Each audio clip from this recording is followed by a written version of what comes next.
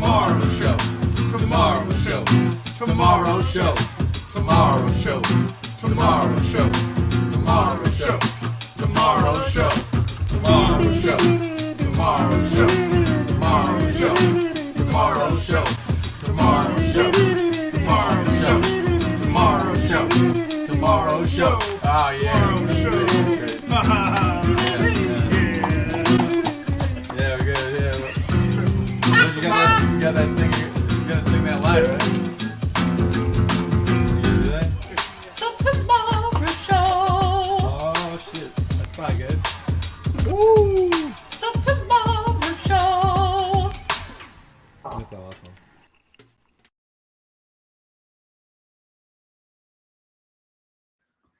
Oh yeah, zippity doo dah, zippity yay. Tomorrow show. Hello. Welcome. Happy Sunday. You're watching the Tomorrow Show on the Hope for Us Network's Twitch channel. You know, May is right around the corner. May is Mental Health Awareness Month. But we like to think of it as Mental Health Action Month. So this network exists solely to dispel misinformation, to beat stigma at every turn, to talk about this from multiple angles so that we can have a stronger community of health, including mental health with the physical, and tying them all together. So thank you all for joining us, supporting the Hope for Us Network and supporting the Tomorrow Show. Yes. With me, Mike V. I'm Erin D. And AC is on the road.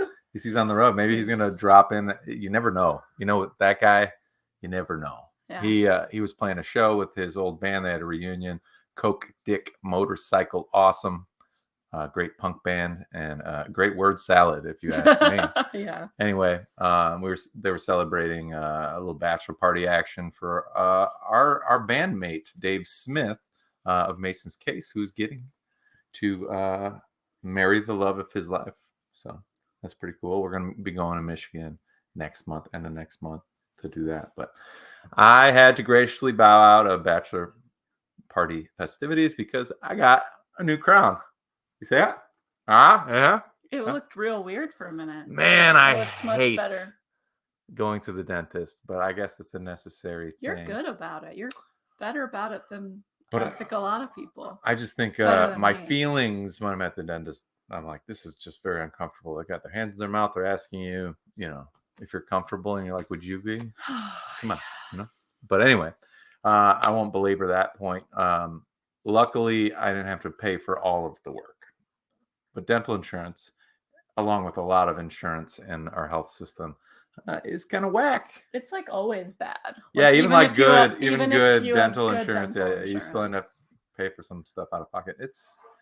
So just take care of your teeth, I guess. Speaking of health, do the best you can. Do all the things. I broke a tooth. It wasn't like I was like just chowing candy all night every day and not brushing my chompers. You know what I'm saying? Chompers. But we are rounding the end of April 2023, and that's pretty nuts to think about, But today on the show, we're gonna throw it back about a year to when Badcandy played at Lo Rez Brewing in Pilsen here in Chicago. Pilsen neighborhood is like south of downtown, very rich cultural neighborhood with like lots of cool shit, including I think the Mexican American Art Museum. Oh, so cool there. They always have like.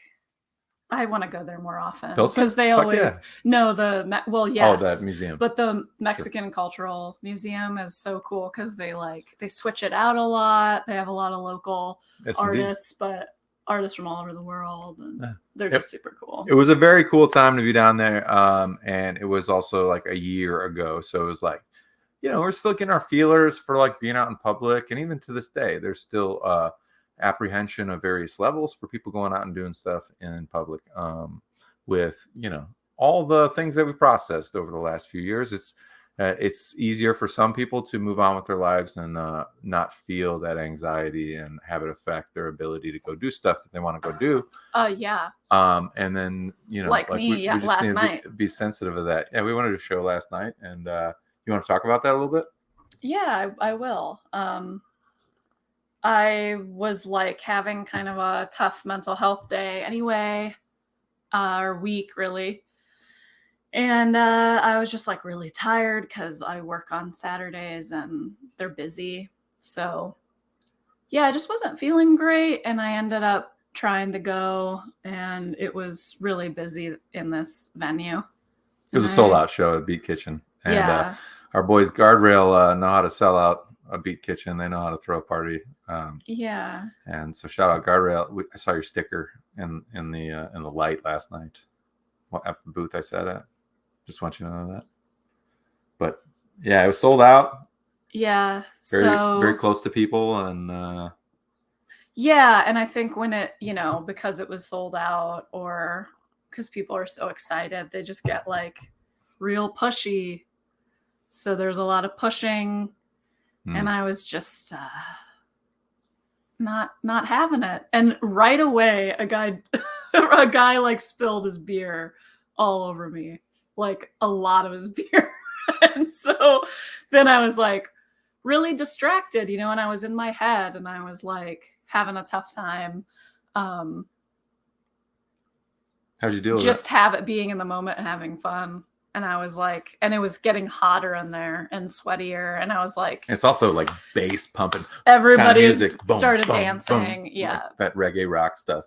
It's like pulsing. I just couldn't be in the moment. It's pretty intense. And so I was like, I gotta just go outside. So I like kind of booked it outside and just kind of calmed down. I found the car. We have a car, and found the car and just kind of was just in my own space for a while. And then yeah, but I was like, I couldn't really even go back in. So sometimes that happens, and I think I don't know, it was feeling like not very many people are very familiar with that feeling, but I just wanted to share it because I'm sure you feel that, I get it. Yeah.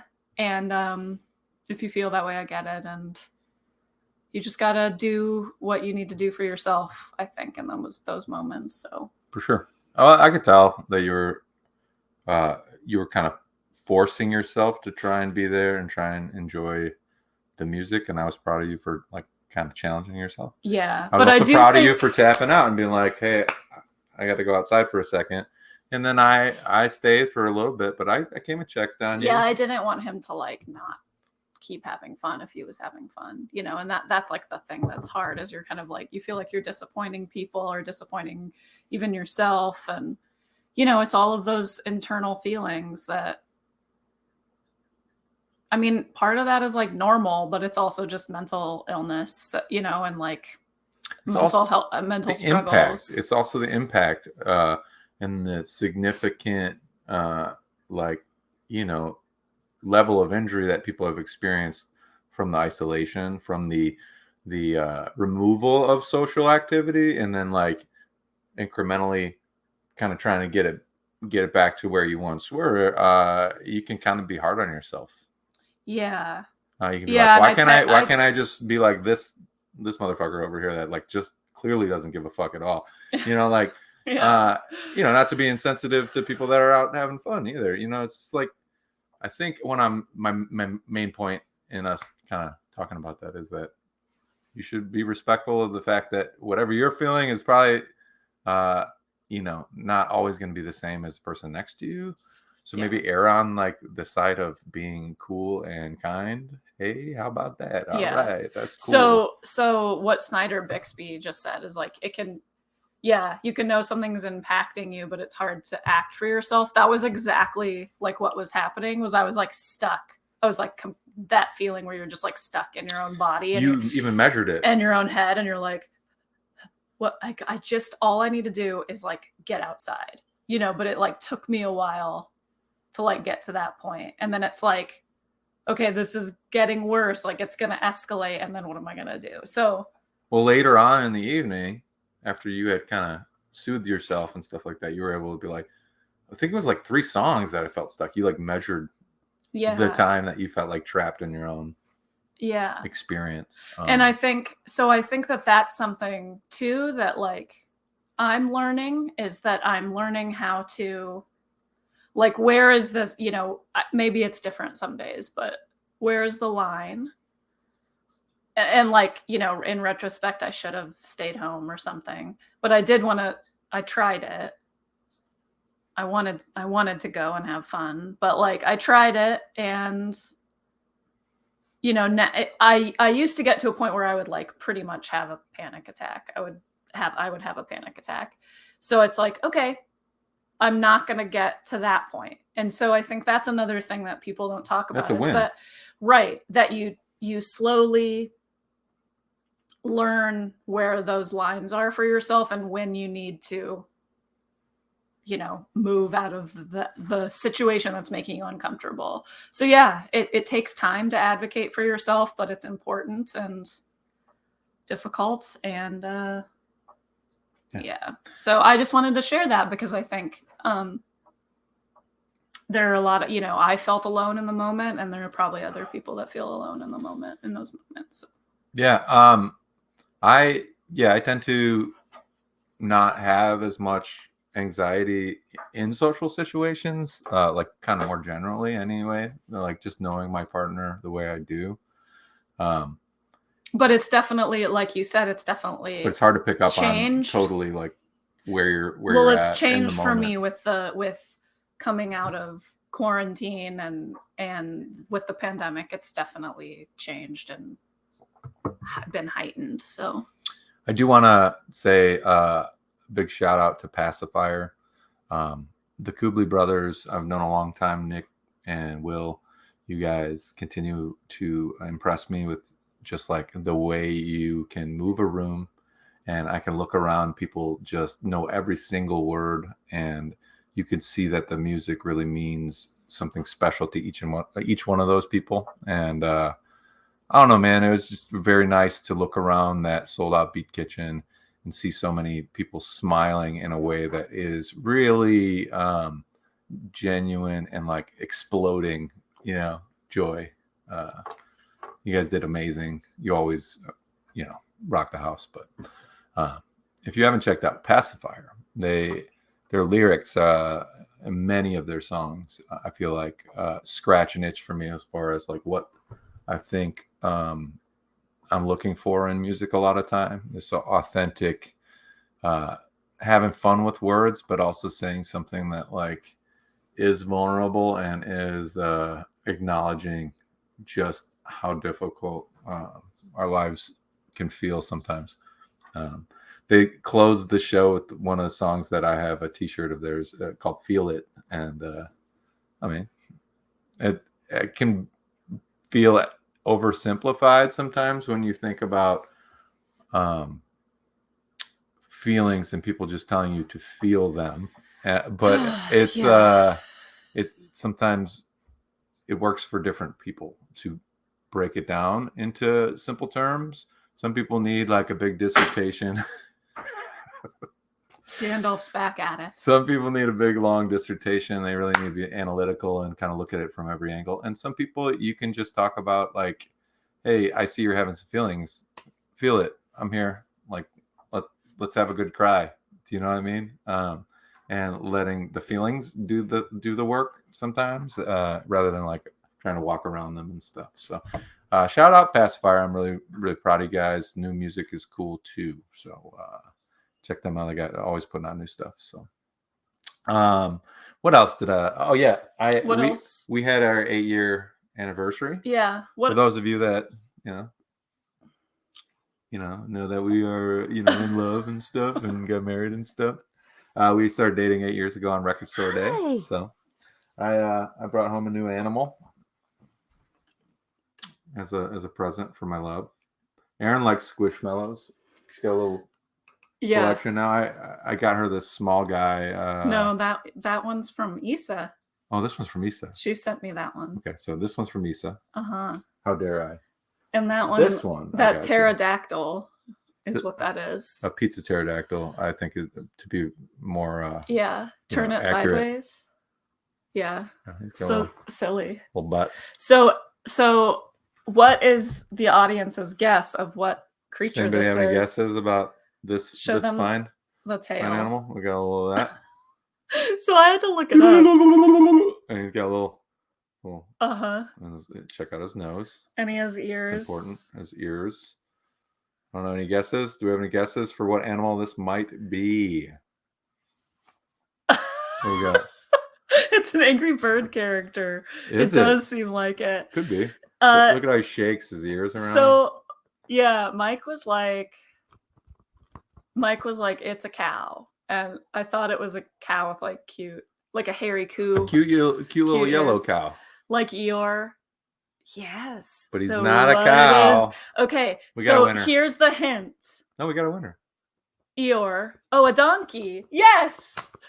Yes. Yeah, it's a donkey. I'm a donkey, motherfucker. My hint was gonna be that 3 Oscar-nominated films, spoiler, killed these in their movies this year. You don't need it. You don't need to give it a hint anymore. Why? Hug it. Why donkeys? Show them the effectiveness of the hugging. So this is a nice size one because you can really hug it. I wish there was some sort of sensory technology where you could actually touch this guy right now, because the sensation of the Squishmallow product is unmatched. Yes, Squishmallows. So, anyways, very cute. You want to do? I like him. You want to do a free commercial for Squishmallow? Squishmallows. Squishmallows. Is that good? Is that pretty good? Send us some copies, Squishmallows. We'll read that shit live on stream. Yeah, right. You know. So anyway, yeah. Yeah. So if you like sensory stuff that helps soothe you on days you're feeling kind of out of sorts, I mean, stuffed animals are cool as shit. And if you feel weird about taking a stuffed animal in public because of social norms being, what they are sometimes, there's lots of really low-key fidgets and things like that. Yeah, let me show this one. There's quite a market for sensory toys, and toys is not the right word, but tools. But it's very cute. It's a Nido, but it's a little cute. It's a very cute cat. It's a cute cat, and you squeeze it. It's pretty badass. Hell yeah. Also on the show today, yes. Since May, let's talk about what we have coming up. Well, so we've talked about the throwback for Searching for Goodness, and that's gonna be fun because I made that for season 1, and then season 1 came to an end, and we didn't get a chance to use it. We ended up doing the Scottish Highlands Festival Searching for Goodness, which was pretty good. If you want to go back and check out some of the old streams on YouTube, one day when you're not sure what to watch, this is some good shit to go back to. But May being Mental Health Month, I wanted to make a DIY music video at home. She was out of town, so I shot something, acted in it. Sorry. Edited, directed, did the thing. But I also wanted to make it, a little bit more than just a music video and self-promotion of Local Motive's album. I wanted this song, Naive, which was the first single on our new record, Slice of Life. The chorus is Please Don't Leave My Life Forever. And that can kind of be taken a lot of different ways for the different people that hear it. And grief can be a layered thing too. Grief can be about a person, obviously, or a pet.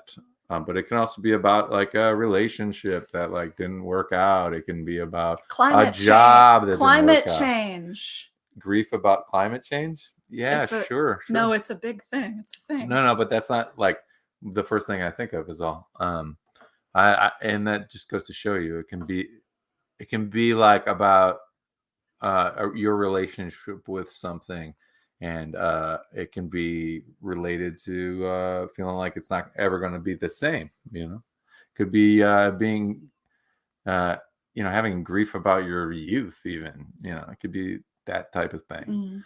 But I really wanted to, so I wrote down shot for shot what I was going to do, and then the day I woke up to do it, the whole thing is pretty much just showing that vulnerability and being yeah, I'm just a person waking up. And I tried to demonstrate a bunch of coping skills in the video, and at the end of the video it kind of makes more sense as far as why there would be credits for rather than actors, but coping skills.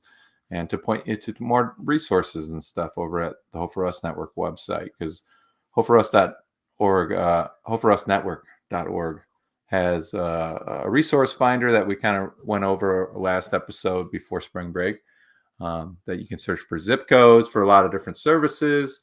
And then also there's like opportunities to get kind of in a place where you feel more comfortable talking about mental health yourself and impacting your community through your words, simply by talking, simply by, showing people that's all right to talk about it and that they're not alone is extremely impactful. So if you want to take action in May, this is kind of my call to action from myself as an artist and myself as a music creator, and from my band, from us to you, to be brave and vulnerable, especially with your direct community, the people that encompass you and are around you and influenced by you.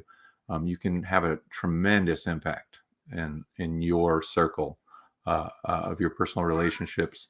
And you'd be amazed at how it kind of ripples outward from there. So we're going to do that. Cool.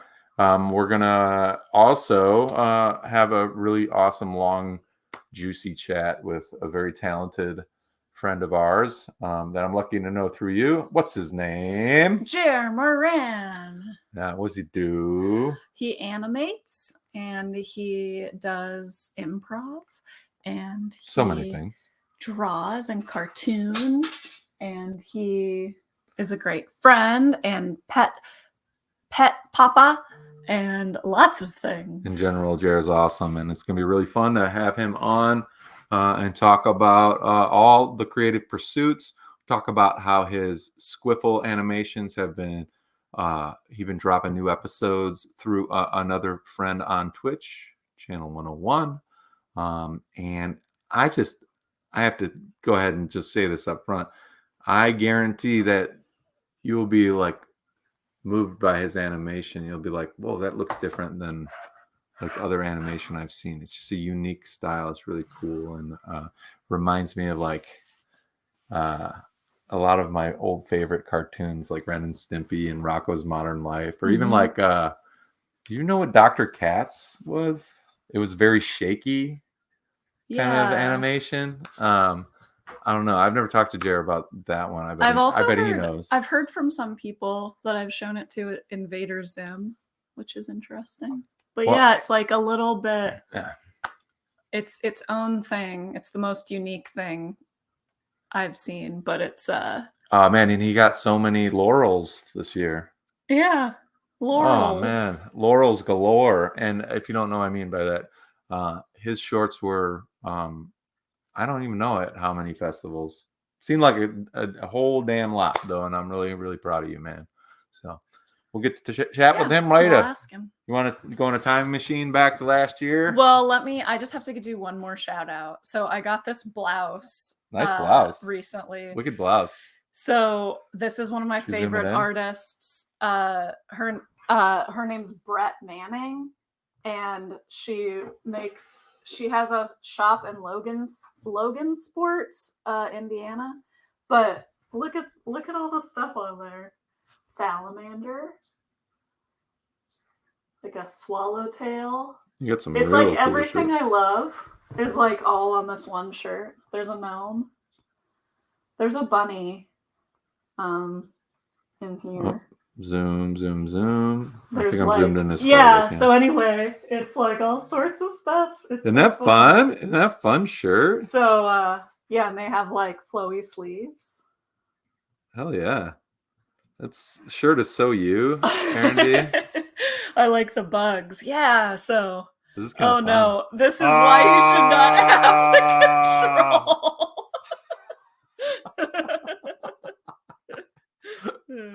But hey, why don't we do this? So check her out, Brett Manning art. Brett Manning art. She does like spooky stuff. She has like all this really cool animation. She came up with a book this year. I want to be friends with her somehow. Hell yeah. Somehow. Let's be friends, Brett Manning. Yeah. Hit us up. Come on the show. Come on the Tomorrow Show. Let's do a stone cold stunner of Searching for Goodness. It's been a while. I want to feel it. I just want to feel.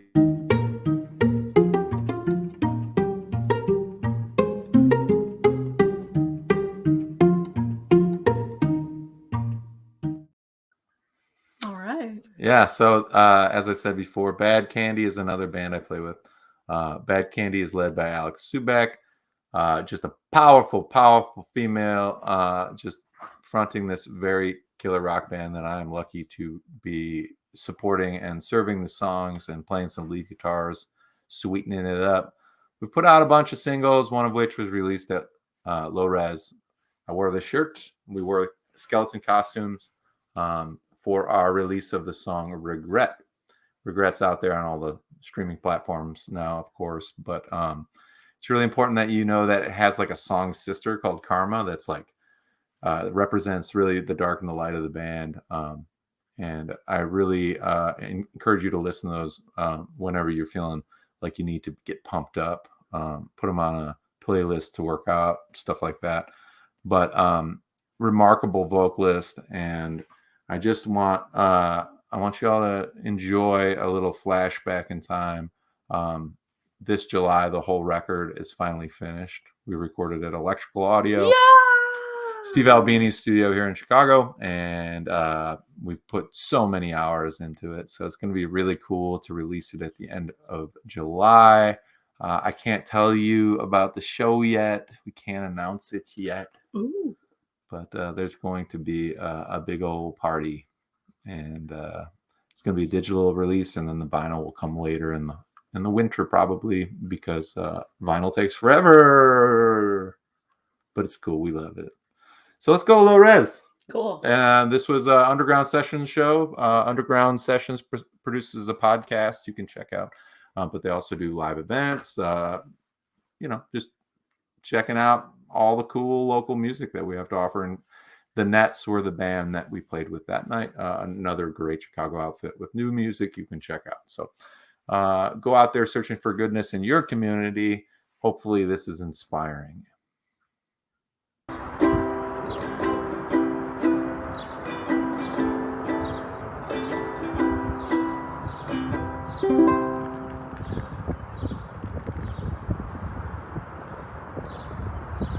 Lo Rez. Ooh, yeah. Dog friendly, kid friendly. Dog friendly, kid friendly. Oh, yeah. Art on the growlers. That's right. Look at that. Wow. This one seems to be some sort of wood situation.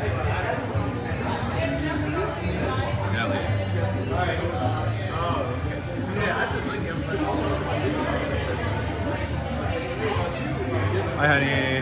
Hi. Oh, look at you with the windows behind you. Oh boy, that's a nice looking shot. Hey.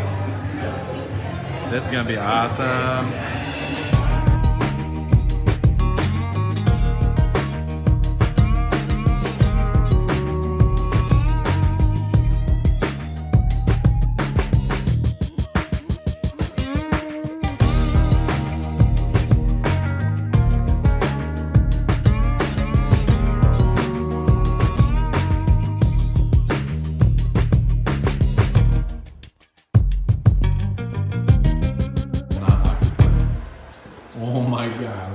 Shit.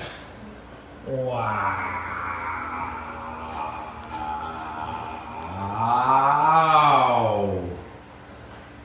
Wow, dude. Fantastic. Yeah, man. It's like a huge tribute. Oh, I love that. Hey, buddy. Just taking a little picture of my costume. Oh, you should. As you should. Hand-painted paper by the kids of Pilsen. Eric Carl inspired collage by artist Jamie Lynn Porto. That's fucking awesome. Good job. Pilsen, baby. That's right. Paletas. Check that shit out. Hey, what's up, Mr. Bones? Look at, he's got the Paleta card. Yeah, fuck yeah, dude. Love that. And then you got this big ass elephant, man. You see that shit? Holy shit. And then you got this one.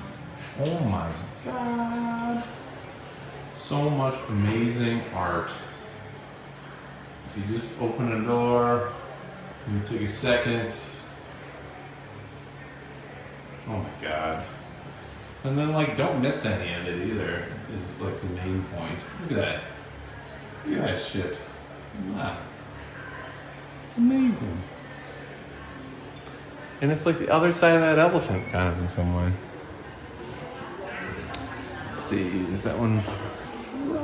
No, it looks like it's all good. Oh damn. Oh shit. Oh my goodness. Wow, dude. Amazing. Looks like another artist on this ball. Killing that brickwork. And then back to this artist. I'll do some, oh, there you go. That's who it is. That's who it is. And that's who I am.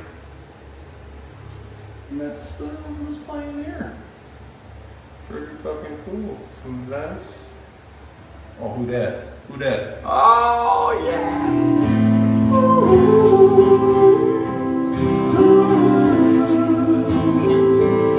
There's living and there's lying. There's wanting and there's trying. There's singing and there's sighing. And there's space between the lines. Ooh.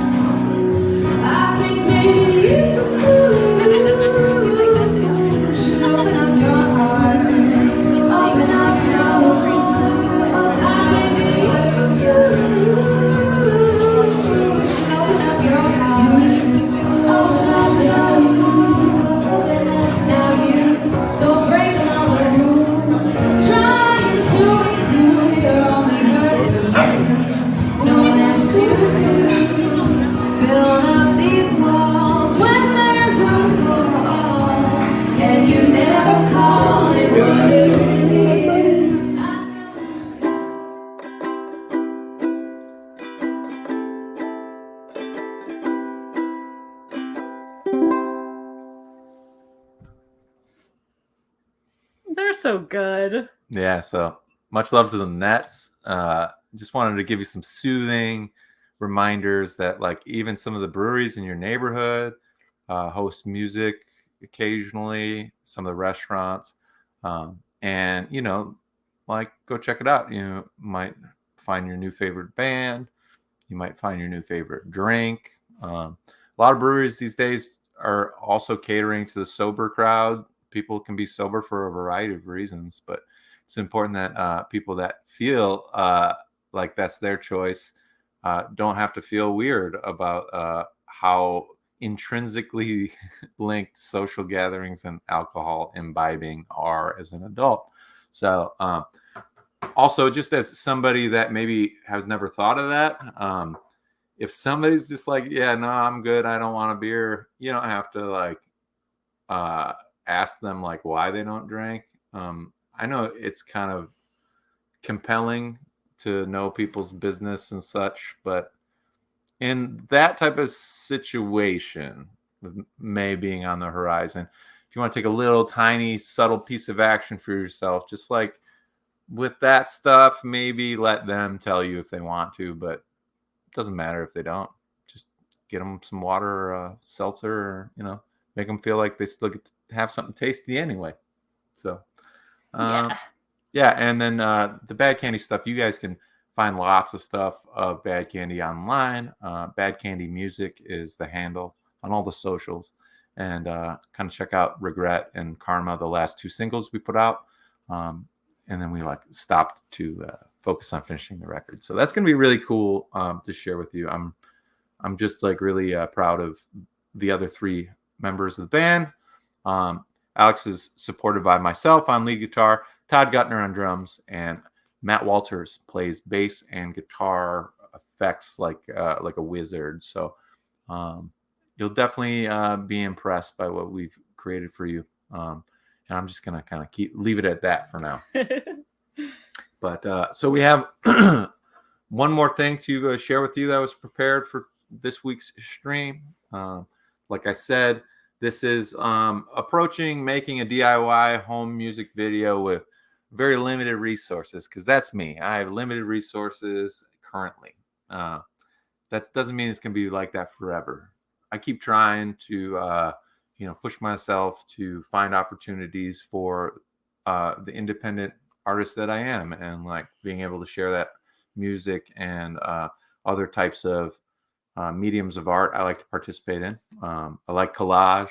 I like making videos. Obviously, I have a blast getting into the editing little details, but it's really time consuming, and I don't have a lot of time.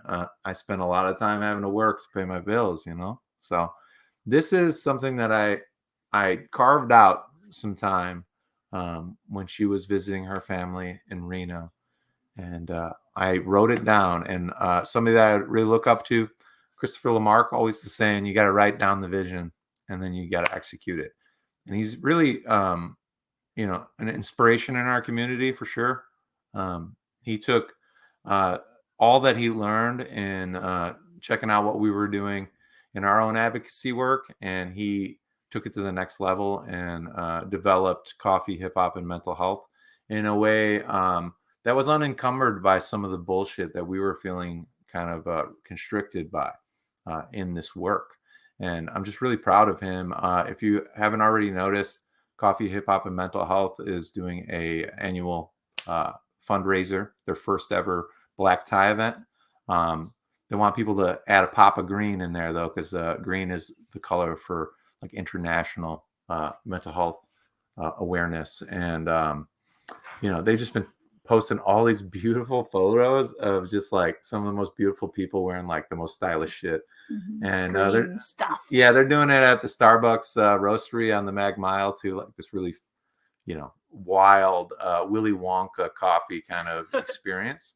So we're planning on being there to represent and support our friend, but I just want to remind you that when you write something down, when you write down this vision you have, and then you cross it off, it feels so damn good. So whether it be a small Post-it or a scrap of paper, and you just want to get one thing done for the day, write the one thing down and get it done. In this case, you know what I like to do? What? I like to write down stuff I've done already. Yeah, that's fine. What did I do today? What did I do? Oh yeah, I did that shit. And then you cross off right away. So I used to get intimidated by to-do lists.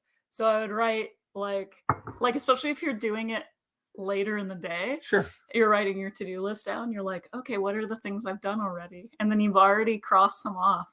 So it kind of like gives your brain like, boop, okay. And then and that's the way you customize it. You customize it to make it work for you. We're not all the same. That's okay. That's something to be celebrated. And what Erin's getting at, like, might be the jam for you. And in this case of this naive short film that I did myself was just like, I don't know, 32, 33 different shot ideas that I wrote down in a row. And then I went one by one, knocked them out. And then I knew I had everything. And then, I started the process of putting it all together. And that was like a whole satisfying experience in itself. So, cool. Yeah, I just want to share this with you all as a sneak preview. This is not available anywhere yet. The song itself did come out about a year ago. At Memorial Day, we put out the first single from Slice of Life. And that was A-side, B-side of Naive and Supposed to Be. So this is... you'll catch a little audio of the end of the intro track on the album if you've listened to Slice of Life. And I wanted to kind of create that situation where you're listening to the record as you would be from start to finish, but just a little glimpse of it. So please enjoy the next 6 minutes or so, and happy Mental Health Action Month. All right, Mike.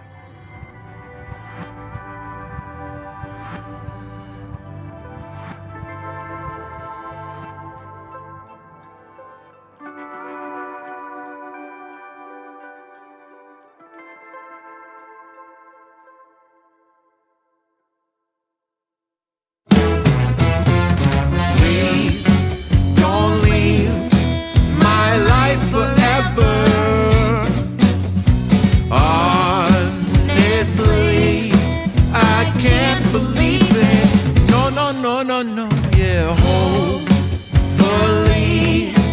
this is temporary. Part of me still knows it's over,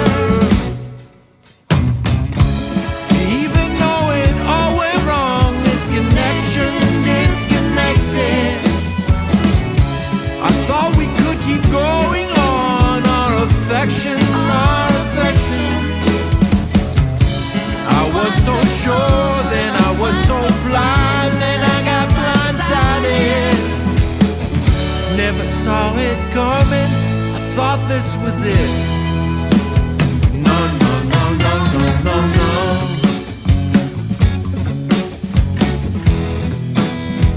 No, no, no, no, no, no, no.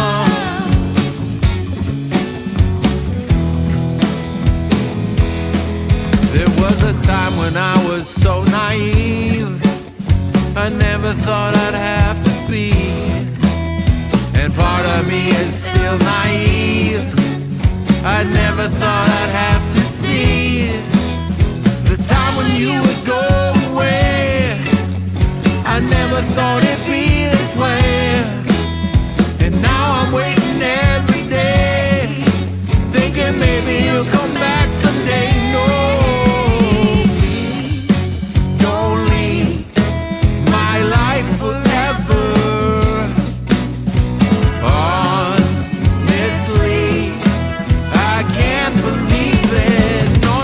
No, no, yeah, hopefully this is temporary and it's not forever. Part of me just knows it's over. Don't know where it all went wrong. This connection disconnected. I thought we could keep going on, our affection, our affliction. I was so sure, then I was so blind, then I got blindsided. Never saw it coming, I thought this was it. never saw it coming. I thought this was it. Never saw it coming. I thought this was it. No, no, no, no, no, no, no.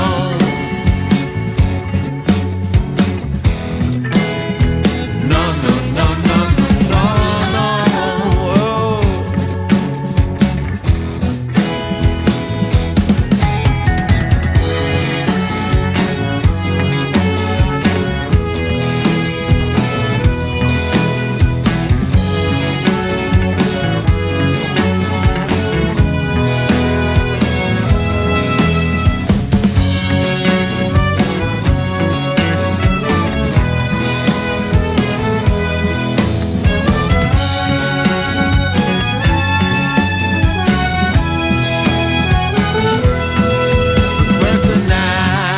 Personality is taking half of me.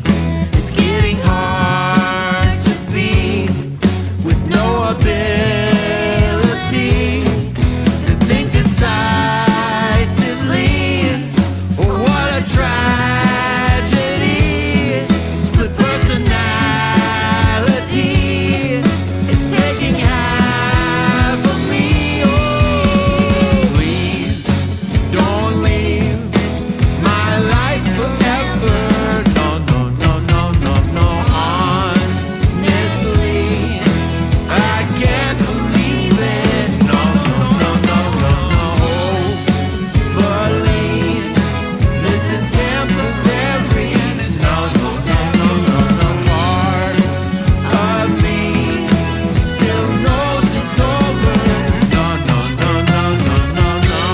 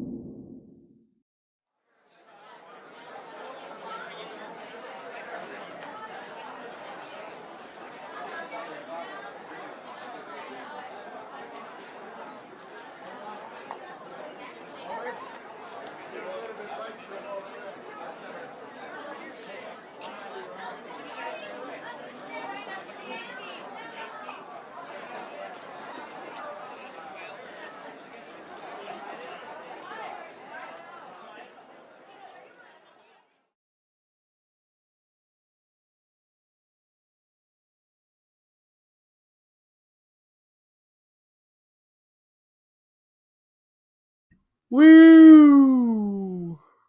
Cool. Glad you guys like that. Yeah, I just really enjoyed being able to take an idea that I wanted to do for a long time and then overcome like the lack of motivation or the lack of time or whatever to do it. And yeah, so glad you're digging it. Glad you're digging it. Digging it. And you got to see like a pretty in-depth behind the scenes of the Treehouse too. You can kind of like, imagine being a guest in our home. Yeah. Which is kind of what we always wanted for the stream anyways, make it feel cozy.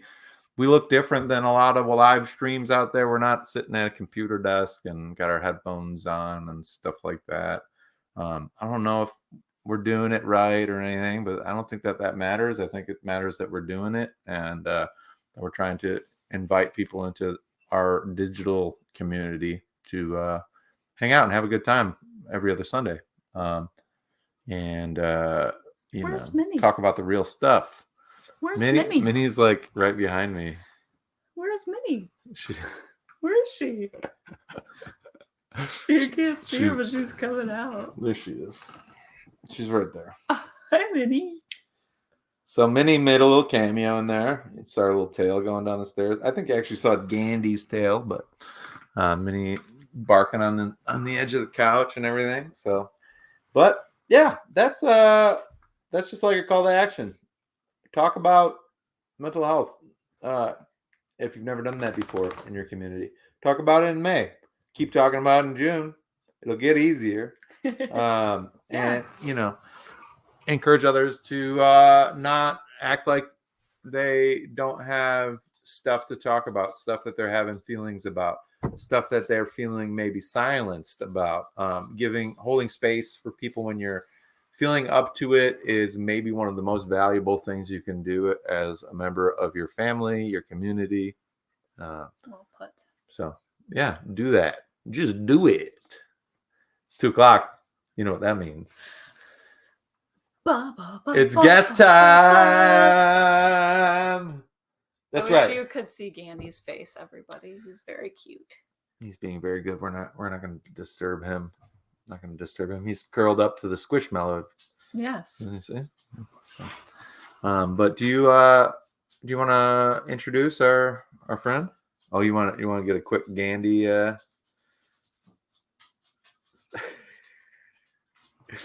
It's weird when you move it around like that. So it gets all fisheye. Yeah. So he's on channel 101 on Twitch. Yeah. Getting that star treatment. I think he's done some live stream improv stuff and improvised musicals on the fly. The dude's brilliant. Yeah, let's bring him on and then we'll talk more. What's his name? His name's Jer Moran. Yeah. Hello. Hi. What's going on, my friends? Hello. He's here. Yeah. On the Tomorrow Show, we have a Jer. Hello. Thank you for having me on. That video was awesome. Thanks, man. Very cool. It means a lot coming from somebody that does a lot of cool video making himself. Hell yeah. Thank you. So let's see. So Jer and I met a long time ago now.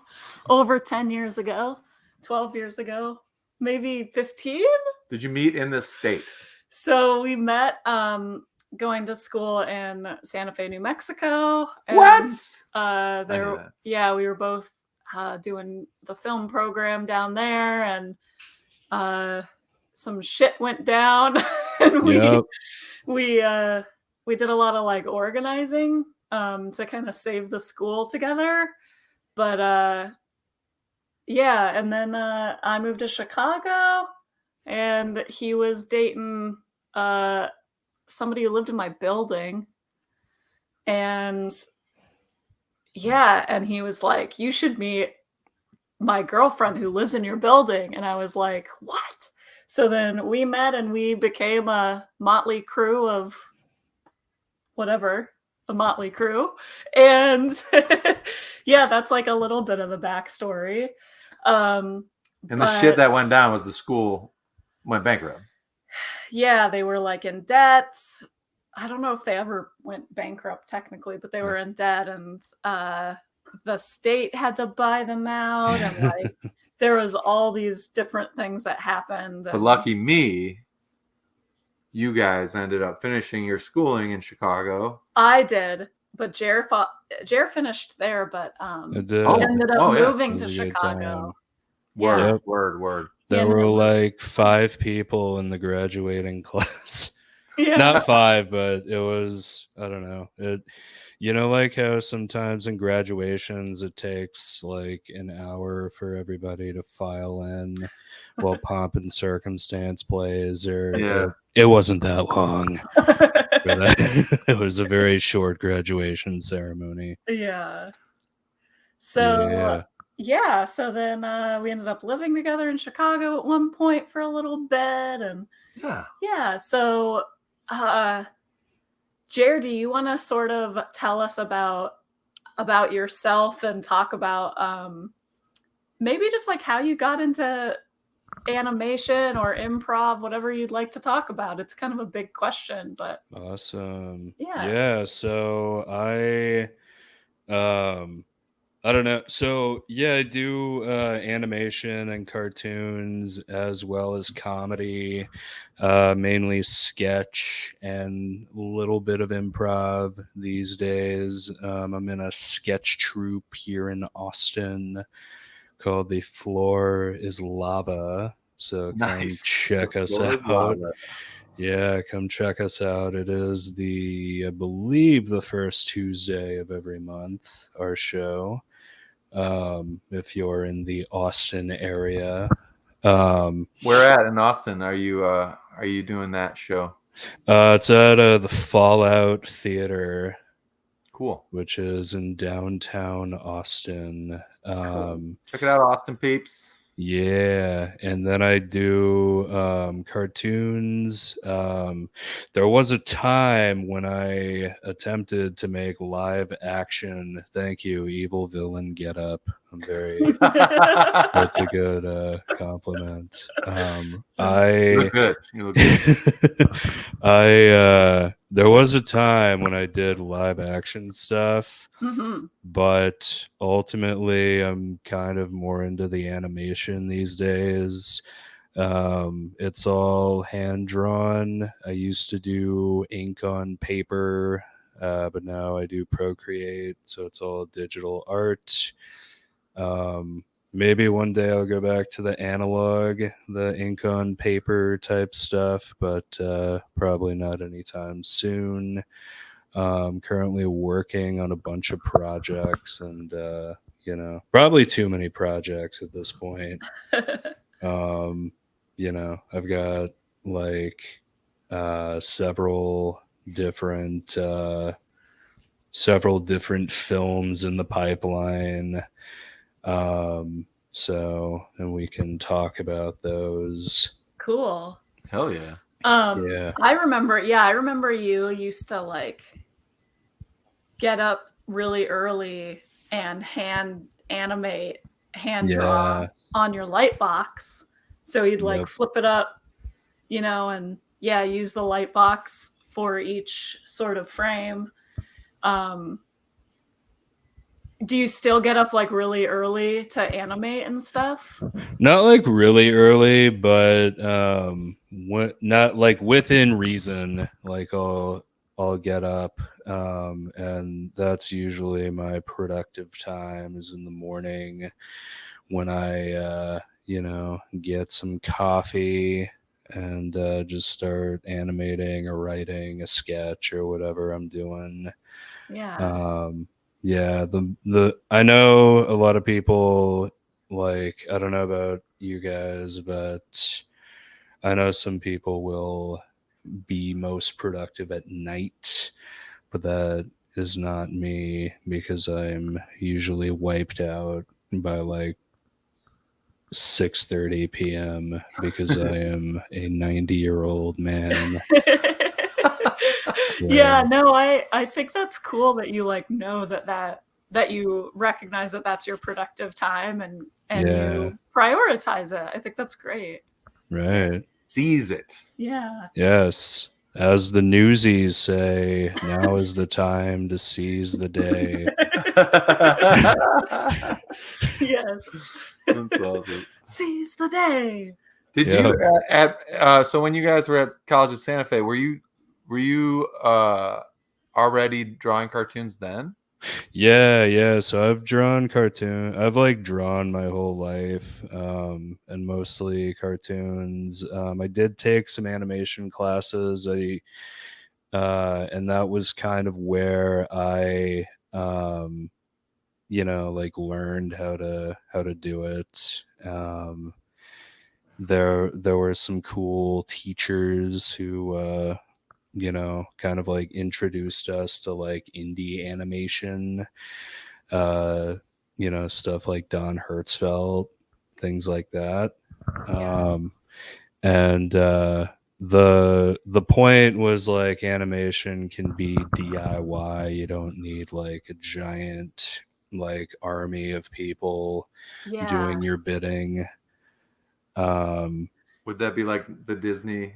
Yeah, the Pixar, that Disney, kind of Pixar, all that. And that's really not appealed to me that much, to be honest. I've always been more into the kind of like grungier animation. This Don Hertzfeldt stuff is definitely like different. Like it's kind of dirty. Like it's got like a dirtiness to it. It's like gritty, like literally. Right. Ralph Yeah, Bakshi is cool. Huh. Wow. Yeah, I think that something that was cool about sort of our education at College of Santa Fe was that there were so many different things that we were shown in the history of film that like it did make you realize how many different ways there were to make something, and it didn't feel like you had to do it in like a blockbuster way or something like that. And even some of the other animators, you know, where they would draw on the film cells, or it would be abstract. It wouldn't even be like anything. It was abstract, but reminded you of something. Yeah, it was like, oh wow, there's so many possibilities. And I think that there's a lot of schools that don't teach that way. So I think that was like really cool. Yeah, like gluing bugs to the film strip. Yes, stuff like that. What? Yeah, gluing a bug to the film strip. Yeah, I've never done that, but people have done that, and I wonder if over time, like the bulb being projecting the light through the film, if it like cooks, like if it would cook that bug and it like changed like over time. Possibly. Yeah. But yeah, as far as like animation goes, I'm kind of like, I feel like we're in a weird place, at least in the kind of like Western world, because animation is still kind of seen as like children's things. At least as far as like what I want to do, which is like short and feature films.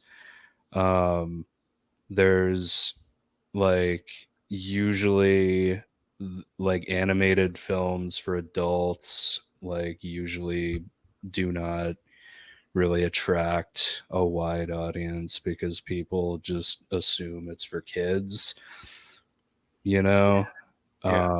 Yeah, it's funny how kind of slow that progress has been. Like, yeah, I think there are more people that get that it can be for anybody, or that there are more adult ones, but it has been slow.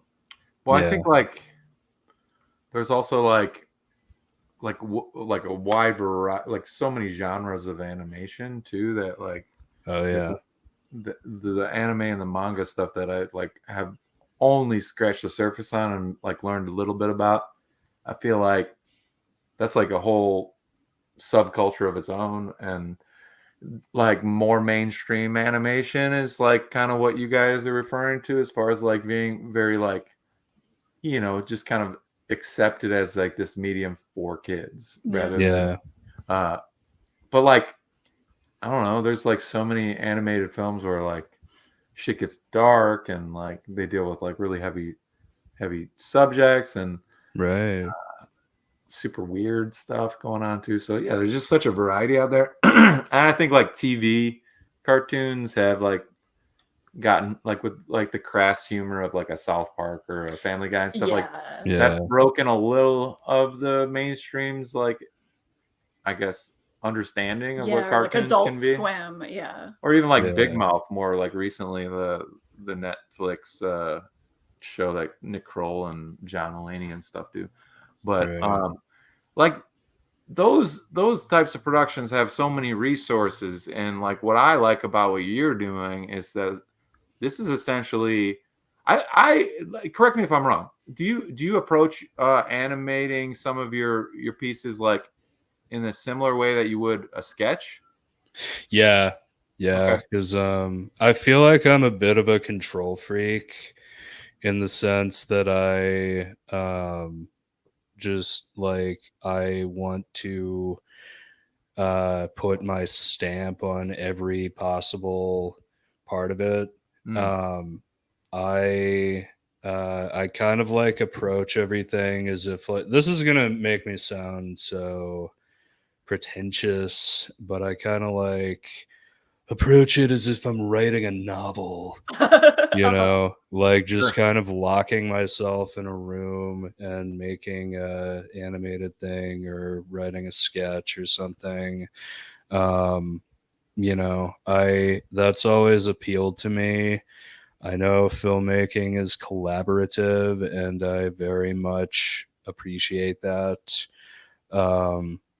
You know, and some people thrive on that, but I don't know, it's something I need to work on, is kind of ceding control to other people. But at the moment, I'm kind of in a situation where I just do everything on my own. Yeah. Do you do all the voices then, or is that sometimes pulling from some of your improv or like a sketch comedian friends? Yeah, I usually will ask other people to do some voices for me. Like I don't really like doing every voice in a thing. Like I'd like to collaborate that way, in the sense of like getting cool people to do my bidding, to say weird things that I write. You know, like I made a movie about a guy who was really into rice and beans, and I mainly made it just because my friend Vinny, you know, was doing this voice and was talking about rice and beans in this voice, and I thought it was hilarious, and I may have been the only one who did, so I just made a whole movie about it. And that's kind of my thing, is like I kind of make things that I want to see, not necessarily like caring if anybody else wants to see it. Like I'm mainly just amusing myself, you know. Yeah, and there will you're be expressing yourself. Yeah, but there also will be somebody else who thinks it's hilarious or funny or weird or whatever. Yeah. Yeah, it's cool that you're not like trying to make something for everybody, and you're rather trying to make something that means something to you, or it's like it scratches whatever itch you have as a creator to make the things that you want to see. And I think that's cool. I think that makes it authentic and totally unusual as well. Like when did you would you say, so we're gonna probably preview some Squiffle stuff today. When did you first come up with your main, I guess, is it fair to say Squiffle's your main character? Yeah, he's kind of my I guess Mickey Mouse in a way. Totally. He kind of like, so he was just like a weird drawing I made in college, and I just found him really fun to draw. So I kept drawing him. I actually have a Squiffle tattoo. There he is. See that. Yeah. Turn your head a little bit, you'll see it. Yeah. My arm is not cooperating. But he was just like fun to draw, and then over time he became like a good vehicle to work out the myriad of issues that I have surrounding like the world at large. He's, I don't know, he's just like, he's a very like anxious ball of anxiety, who's just kind of in a constant state of like terror, and I just find that kind of relatable and funny. You know, and that's kind of my thing, is like trying to work out stuff through cartoons. Yeah, that's cool, man. I go to therapy as well, so that's, cartoons are not a substitute for therapy, but you know what I mean. Well, I think that's an important point, though. Like for a lot of people that maybe are new to the conversation about mental health advocacy, or like us even just all of us as human beings experiencing mental health, a lot of times there's like this sweeping, like, oh, if you go to therapy, everything will be all right. And like therapy is helpful, but by no means is it like the end all be all. Like, and cartoons can be therapeutic for the right person, where self-expression is most comfortable or most effective and productive for them through that medium. Like my sister writes jokes, right? Like she She doesn't animate or she doesn't make films to express herself. She writes like little punchlines and tweets or like longer form, stand-up act stuff. And I write music and stuff like that. And like the value of those, I think it goes far too often in this like category of a hobby. Oh yeah. When in actuality, it's like kind of on par with therapy for me as far as the value I receive and the quality of life improvements that are a result of having that self-expression outlet that works for me, right? And I think it's cool that you were able to articulate it really well. Why cartooning like is kind of more than just a hobby for you. So I appreciate you, kind of sharing that. And before we talk about Squiffle more, since we're going to experience Squiffle, you mentioned a movie you made inspired by Vinny and this voyage. Like it seems like you had quite the ride with that film. Oh, what rice, oh, what beans. Yeah. Yeah, it's called Oh What Rice, Oh What Beans. Look it up on YouTube.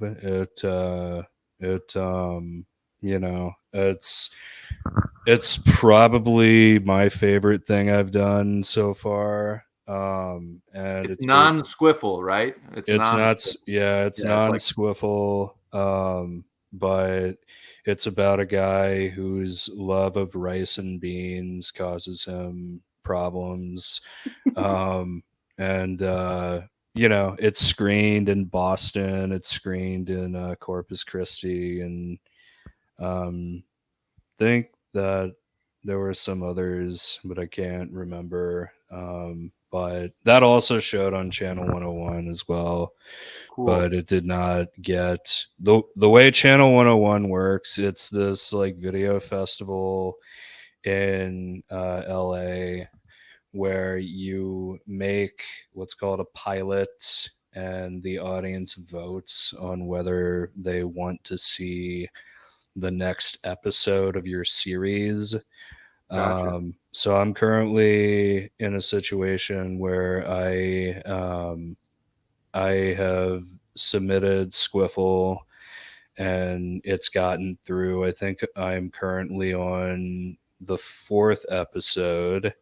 That's so awesome, dude. Look for that. I think it's screening on May 6th. So if you're in LA, go check it out. It'll also be on Twitch. Yeah. But it's, it's fun. It's kind of like a good, like, personal challenge to yourself to see if you can make something in a month, For sure. Yeah. Yeah, man, that's awesome. And I saw you just stacking up film festival screenings for Oh What Rice and Oh What Beans, and so I encourage everybody else to check that out too. Today we're gonna, since we got limited time, we're gonna focus on Squiffle, and it seems like Squiffle's still cruising through on this festival. So that's cool. Do you want to watch the earlier one? Yeah. First? What do you think we should start with, Jer? Yeah, probably the first one is called Abandon Ye Cheese Mounds. Yeah, I believe we put that link in the itinerary show form for you, Scott. Yeah. If you want to pull up that one, we'll have a little break to experience Squiffle firsthand. Excellent.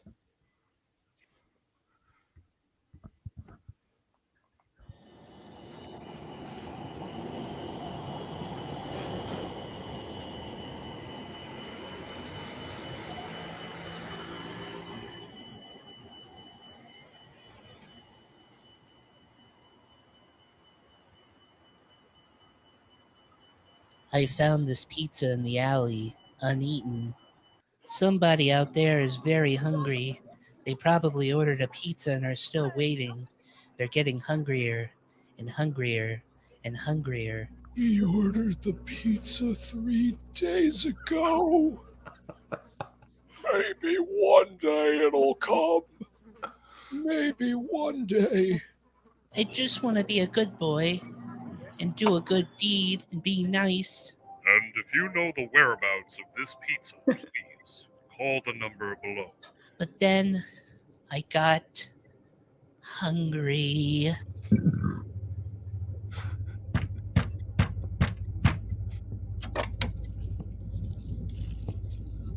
I am the hungriest man. The hungriest man in town. And I've heard tales of the pizza you may have. And if it's okay, I'd like to view it with my own peepers. Peepers. The pizza is yours.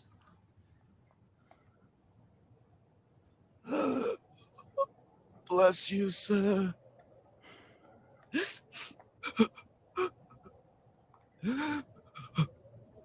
I'm overcome with so much joy.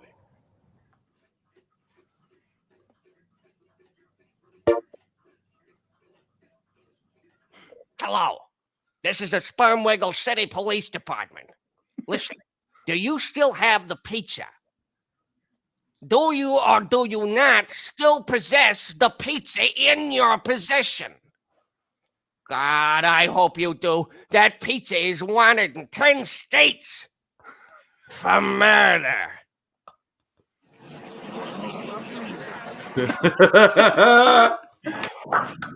Oh, yeah. That's great, dude. Thank you. So that was the first one for Channel 101? It was, yeah. That was I made a few like really short Squiffle things like that lasted like a minute or so, but that was the longest one up to that point. And that kind of a sneak peek at what's next for Squiffle is I think that what you just saw is going to kind of be adapted into like a longer form piece. So like his adventures trying to get the pizza to the correct place and it'll be like a mythic quest or something to try and return the pizza. That was my favorite people in the sketch, the people waiting for their pizza. Yeah. I ordered 3 days ago.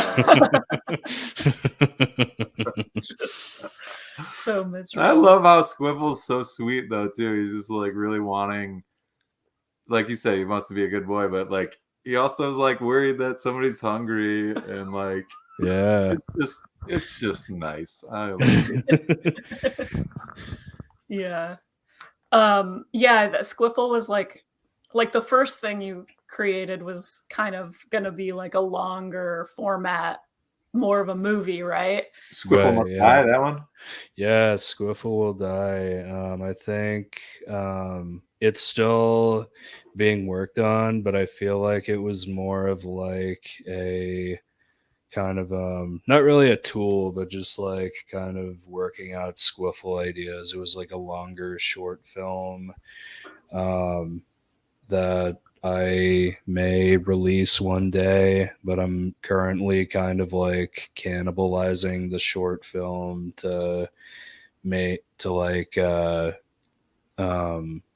for ideas for the new Squiffle things. Yeah, I think it's cool you've like been able to kind of like see what you want and need to do with it and adapt. It's like you're expanding Squiffle's universe, like yeah, from where you started with. Like it was like you were exploring ways that he's anxious and paranoid and stuff like that, and now you've got like all these. You've got a very developed personality for your character, and maybe that's why it's, I don't know, becoming easier for you to make these like 5-minute episodes for this festival, and maybe the motivation of that time restriction too, like is doing stuff for you as far as like your creative process. I'm not sure. Yeah, absolutely.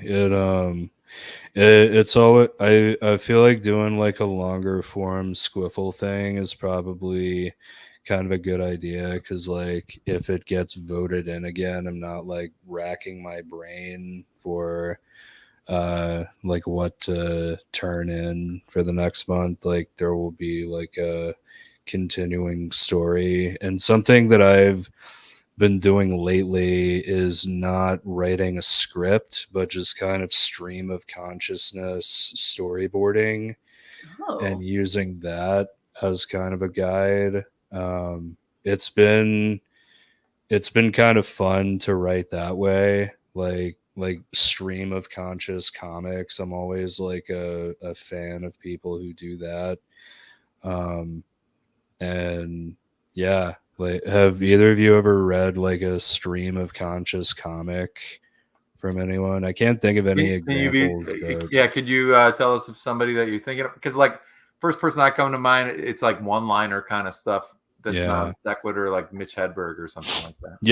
Yeah, stuff like that. Oh, I meant like comic books, like comic books that are stream of consciousness. Yeah, like you. No, that sounds really interesting though. Yeah, or people like do comics of their dreams and stuff. Oh, that's pretty dope. Like that, yeah. And that's kind of what I'm kind of looking to do with animation, is kind of make something like that, because like writing is cool, but I'm kind of becoming more visual the longer I go on. And especially with like cartoons, because you can like draw like weird things in the background, or you can like draw their expressions and things like that. And that I believe is how like the old school like Looney Tunes and stuff did it. Like there was no script. It was just like a storyboard and like an outline of gags. And that's why I like everything so visual.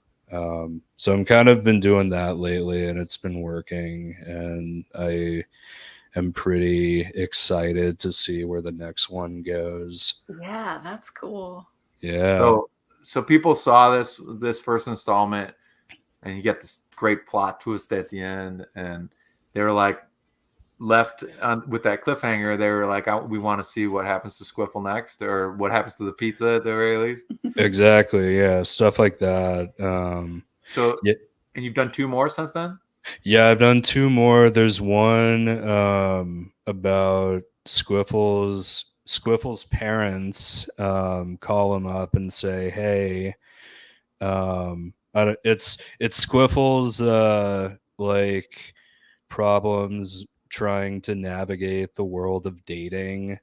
And then there's one about Squiffle going to work, and his job is just kind of like a mind-numbing situation where he's just sitting at a desk and pressing buttons as they light up. Like we've all had jobs like that, where you're doing something kind of that seems kind of important, but maybe it's not, and maybe it's a little sinister because it's never explained why he has to press the buttons.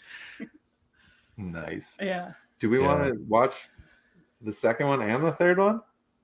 I'm down if you're down. Are you down to watch the second and the third one? I am, yeah. What's the second one called, where he's dealing with dating? The second one is called I, comma, love. Great. Scott, if you can get that queued up, and then the feebility one will be the third installment. Yeah, feebility is the one with him at work. Cool. So, yeah, and like, so we're gonna probably encourage people to tune in, vote for you and stuff. When's that next Channel 101 thing? It's May the 6th, and they're on cool. Pacific time, so it's 7:00 Pacific, and but we're cool. We're on Central time, so it'll be 9 our time. Well, here you go. Here's the second one from Squiffle. Mm-hmm.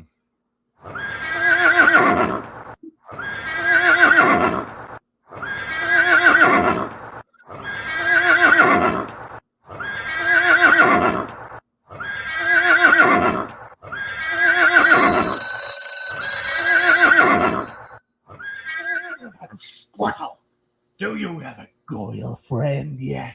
Daddy, what's wrong? Answer the question. I don't have a girlfriend. You damn flapper. You urinate on our hearts. You urinate on our hearts. Listen to your mother. You're breaking our beans, son! You're breaking our beans! The purpose of a son is to get a girlfriend! That's the entire point of having a son! I am sorry. I am sorry, Mommy. I am so sorry. We raised you from childhood! You owe us a girlfriend! It's the very least you could do! Let your father put this in terms you can understand! If you don't get a girlfriend, by the time the clock strikes 8:37 this Thursday, we're gonna execute you by firing squad. You're gonna kill me? We ain't getting any younger, son! Who's killing who here, really? Okay, I'll get a girlfriend. This Thursday, 8:37 a.m. I don't even have until the afternoon. Love.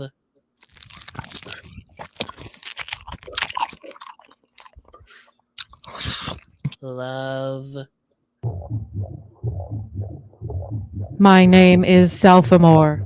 What do you do with the life you've been given? Oh, well, I like to sit down. Check, please. We're not at a restaurant. Love. So, Boink Tilda, what's your favorite thing about being an airline pilot? Oh, I'm sorry.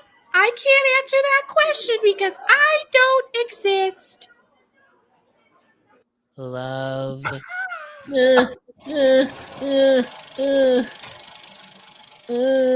Opening credits scare me. Will you please keep it down? I'm trying to cook a chicken in here.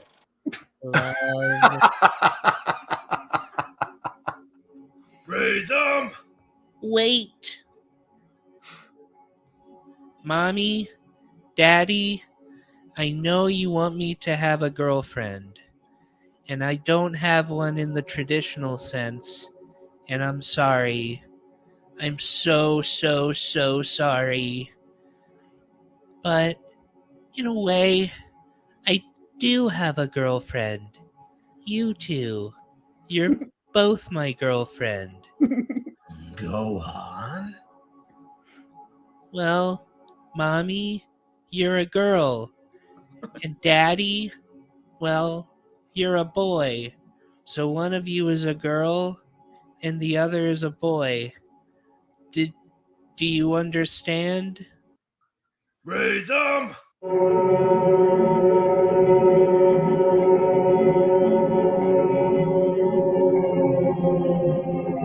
I love.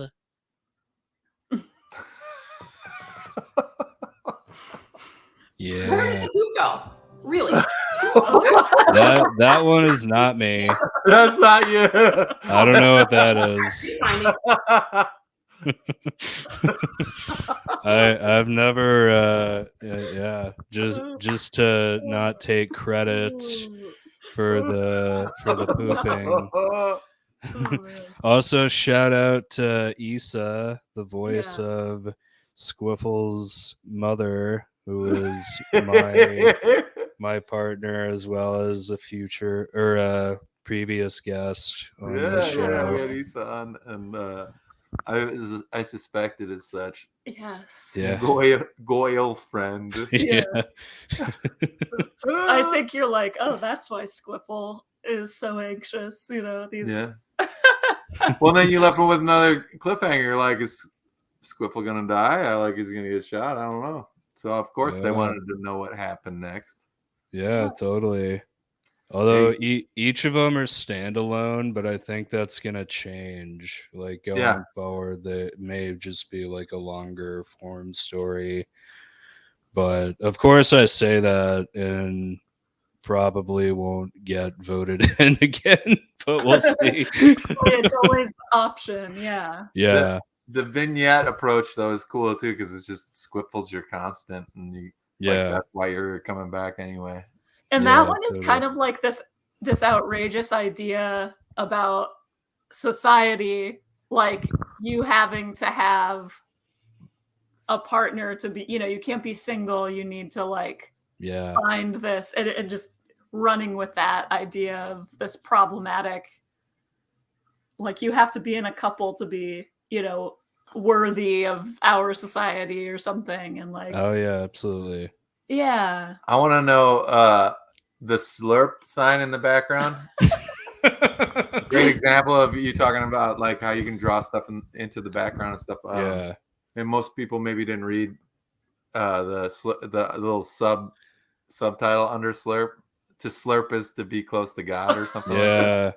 Where did that come from? Was that just something you were like, that's just a gag that I want to put in there? Yep. I always am a fan of like background jokes and like, like how The Simpsons always has like sign jokes. Like in the background, there's always like a sign that says something weird or funny. I always try to do that. I try not to waste any space in the frame. Like I want to pack as much stuff in there as possible as time allows. So there was one other thing I wanted. Oh yeah. I wanted to ask you about the guy in the movie theater cooking a chicken. Yeah. Is that based on personal experience? Where'd that come from? I don't know. I just thought it would be funny for somebody to try and cook a chicken during a movie in a theater. It's funny as hell. I laughed really hard. We've all been in movie theaters where people are doing like weird shit while the movie is playing. I don't know. I'm sure people have like brought in like weird foods and stuff. Yeah. And weird dates. The worst dates you can think of. Yep. Yeah. Yeah. Minnie was having little puppy dream sounds over here. Oh, nice. But yeah, that was great. I like that a lot. Thank you. Should we head on to the third one, or you got another question? Let's do the third, and then let's do the third installment. Because I think we all have jobs or have had jobs at some point that feel very soul sucking. So let's roll with that. Cool.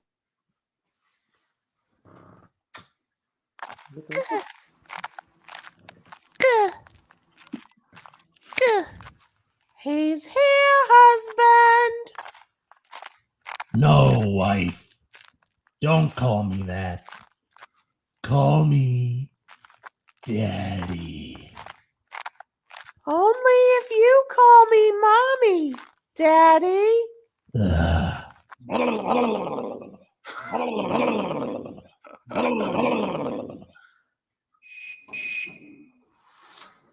What floor? I don't remember. I work on one of these. Press one, you boimple. I gotta get to work. Orpington.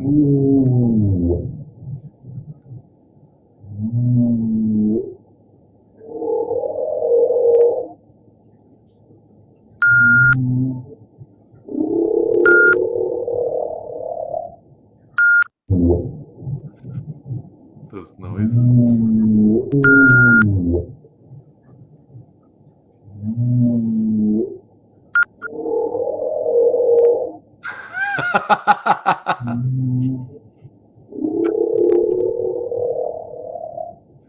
Oh no.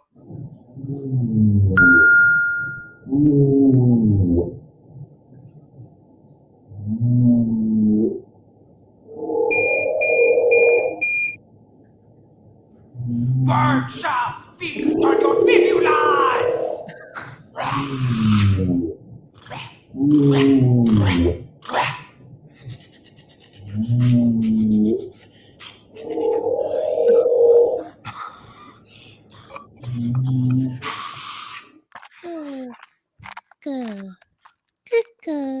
Oh, look how cute he is. Just think, someday he'll get a job. He's gonna make some employer very happy.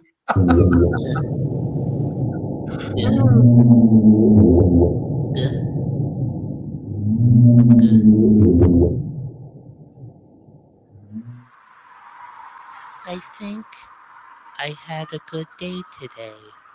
I contributed to society. I am a good boy. I do good things. And now I can go home smiling.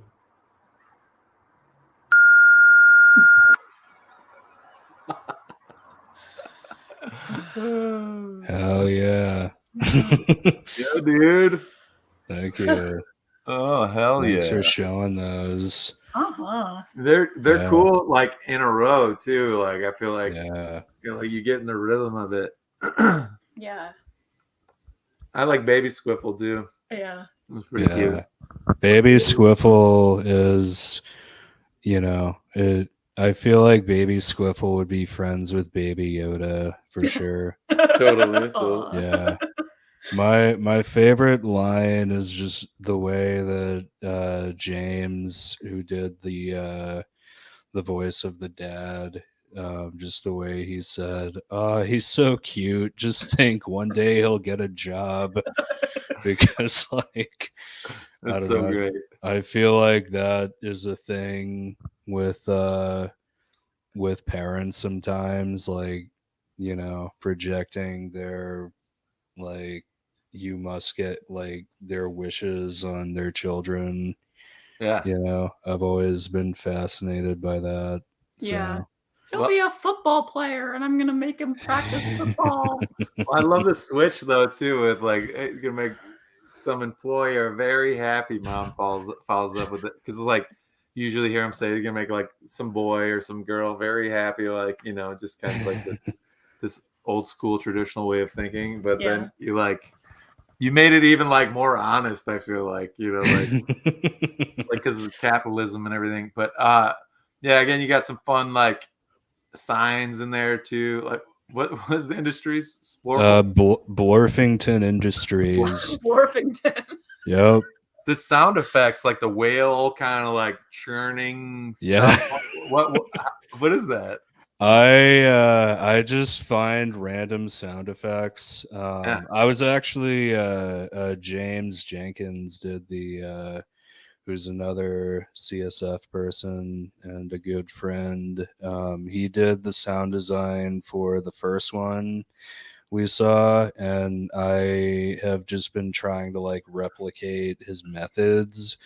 I think sound design offers a lot of stuff, and people don't really think about sound that much when they watch films, but I don't know, there can just be so much like opportunities for jokes in the sound design, or just things you can make. But yeah, I just thought like a whale sound, I think that was like a humpback whale singing, what just felt appropriate for a mind-numbing job.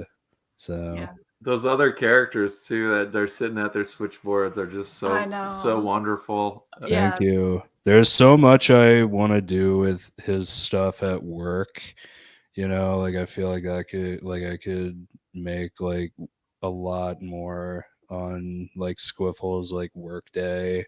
Yeah. Just like weird people he meets in the office, because like I've had a lot of office jobs and they're always weird. And I always think it's funny when you're like talking to people in the office and it's like office small talk. Mm-hmm. Like one time I was just like getting coffee and it's very obvious that I'm pouring coffee, and this guy comes up to me and he's like, "Getting some coffee this morning?" Yeah, classic. To this day, I think that's like hilarious. Yeah. You're like, nope, no, I'm not. Yeah. So you just sent that. So like the first one, you just sent that over to James, and he added in the sound design for you. That's a great way to collaborate. Oh yeah, for sure. Yeah, it's all about who you know, as the parents say. Well, and the CEO too is like a demon, kind of like just eats its face. Like, was that like a gibberish line that you put in there, or is that like? That was so that was my friend Ashley, who's in my sketch group. Cool. And I basically just gave her the line about the fibulas and then said, if you would like to do any weird demonic noises, feel free. And she killed it. So I was able to use her demonic screaming.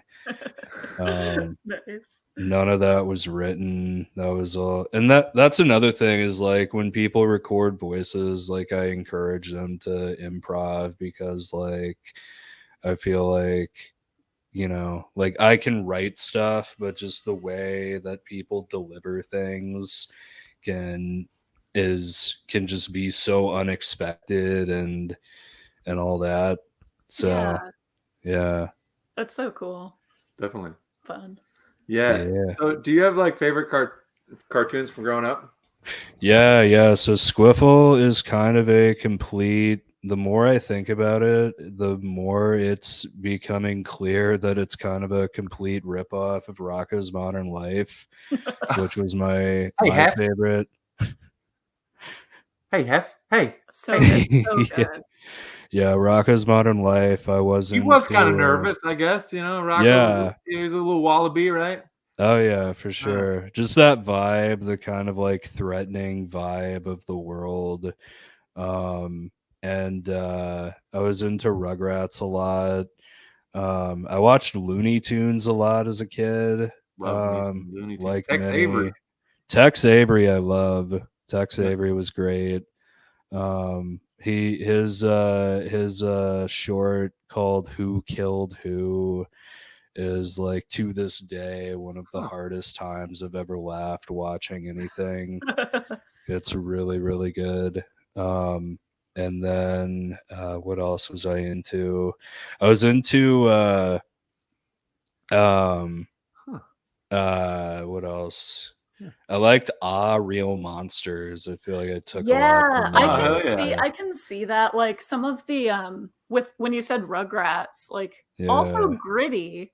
Like sort of this strange, some of the ways that you draw, I can see some of the inspiration from those just because it's like blobby or curly or with Real Monsters, like very like things were like it's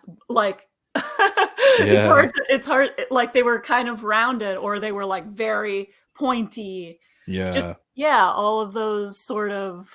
Or Duckman. Anything Klasky Chupo did was great. I love Duckman. Duckman is great. That was like one of the best ones. I watched The Critic a lot. Of course, The Simpsons. The Critic. Man. The Critic had like that Dr. Katz kind of shaky animation style, right? Where it was almost like film grain popping, but it was like I don't know. It was like they were tense or they were like anxious, kind of like every character in it. Dr. Katz is pretty cool. I didn't really watch a lot of Dr. Katz, but The Critic was with John Lovitz, wasn't it? It was, yeah. Yeah, where he was like the film critic. John Lovitz, what a voice. That's kind of an interesting, like, I mean, I guess it's kind of like Looney Tunes, but the sort of the overlap between comedy and cartoons is so interesting to think about, you know, and the fact that there have been so many comedians that have gone on to do voice acting and Yeah. I just feel like you can get away with a lot more in cartoons than you can in live action sometimes. Not in the case of like, you know, like you can say things or something that might be like bad or whatever, and but like I don't know, I feel like there's more of a suspension of disbelief with a cartoon character. So like I don't know, like if Looney Tunes was, this is a bad example, but if Looney Tunes were like okay, here's a better one. So I love like cartoon slapstick. I love Looney Tunes. I was never that into the Three Stooges because I feel like cartoon slapstick with actual human beings just kind of makes me sad because I'm like, oh, you're hitting that guy with a hammer. That's you know, That's mean. that's it's mean. too real. Yeah. Gonna cause severe damage to their head. But so that's interesting. Yeah, but if it's like an animated character, it's less real, and therefore your suspension of disbelief. Yeah, I almost was like, imagine Looney Tunes but they're live animals, like real animals. But I don't think that would be like a horror thing.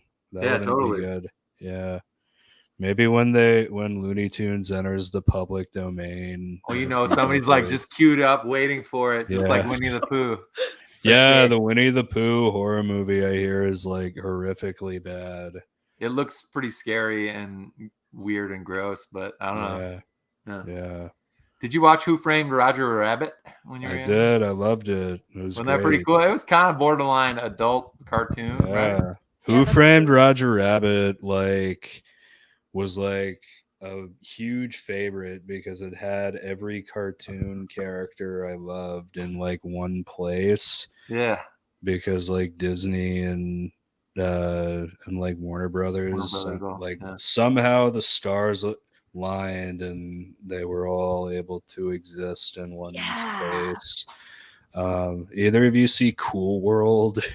Oh, I remember Cool World. That was like more like black characters, right? No. What am I thinking of?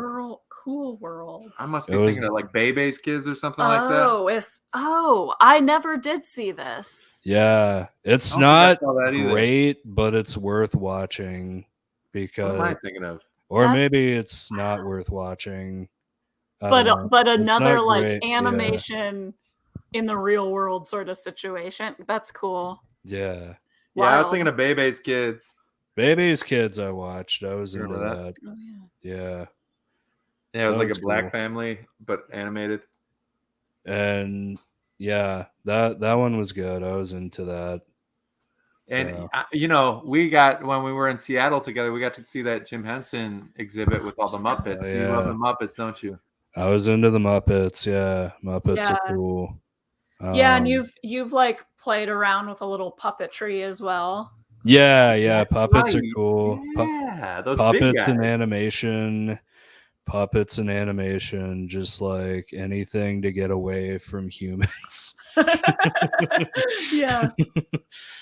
That's great. Yeah. And I think there's like even more stuff we could talk to you about in the future, Jer, if you'd like to come join us again someday, because you're a musical guy. And I think that's like a facet of your creative kind of output that's kind of deserves its own chat. You know what I mean? The next Squiffle might be a musical. I haven't decided yet. You gotta have a Squiffle or a musical episode, right? Yep. Yeah. Man, it's been so awesome catching up with you and like learning more about your cartoons and your animation. I really appreciate you taking some time out of your Sunday for us. Of course. Can I get a high five? Yeah, same. Thanks so much for joining us and telling us a little bit about your process. It's super interesting to hear about. Yeah. Just how people's brains work a little bit. Yeah. Yeah. Thank you for having me on. Yeah. Of course. And Cool. I think in 2 weeks when we're back with the Tomorrow Show, it's going to be May. It's going to be Mental Health Month. Is there anything as far as mental health goes that, like, just kind of some parting words that you want to kind of share with the community? Something to kind of keep them going for tomorrow? Yeah, just it's an accomplishment to just, exist, and the world is very rough. So, life can be chaotic. So just don't feel guilty if you don't accomplish much in a given day, because existing is an accomplishment. I don't know. No, that's great, man. That's great. And that's like just those little things like that, those little cornerstones to get you guys to tomorrow. And just so you can start over and do it again tomorrow. Keep it in a short sight if that's what you need at this time and place for whatever headspace you might be in, viewers. And thanks for joining us on the Tomorrow Show. Of course. Have a good one. Thank you, everybody. Thanks, Jer. Have a great rest of your weekend. Yeah, we're so grateful to the guests, Jer Moran. Check him out. Moranic Films. Support what he's doing. Support Channel 101. Yes. Check out Coffee, Hip Hop, and Mental Health's annual fundraiser that we talked about at the top of the show.